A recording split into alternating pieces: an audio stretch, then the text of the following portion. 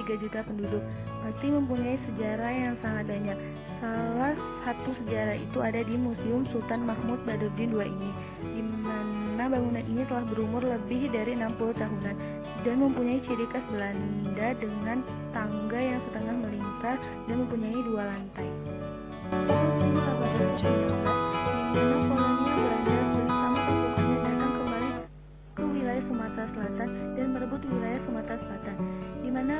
Pada saat itu Sumatera Selatan sedang dipimpin oleh Sultan Mahmud Badarudin II. Pada saat itu Sultan Mahmud Badarudin II oleh kolonial Belanda diasingkan ke Ternate, Maluku Utara.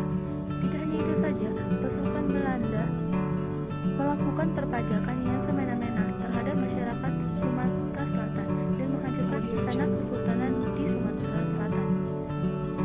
Pada tahun 1823 barulah pemerintahan Belanda mendirikan Istana Sultan Mahmud Badarudin II ini, di mana Istana Sultan Mahmud Badarudin II ini dibangun dengan alat yang langsung didatangkan dari kota Belanda.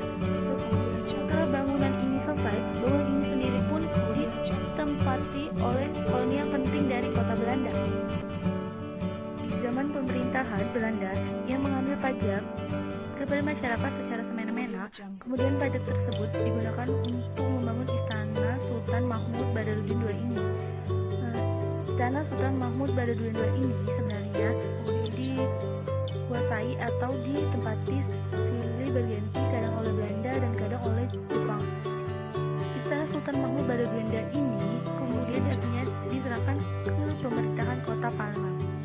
Saya berharap sejarah ini akan terus dikenal dan dijadikan pelajaran agar kita tidak kembali terjajah di negara sendiri. Demikianlah yang saya ketahui tentang Museum Sultan Mahmud Badarudin II ini. Semoga bermanfaat bagi kita semua, dan jika ada kesalahan kata-kata dalam saya mengucapkan atau menceritakan tentang Museum Sultan Mahmud Badarudin II ini, mohon maaf karena saya bukan makhluk yang sempurna dan tidak ada makhluk yang sempurna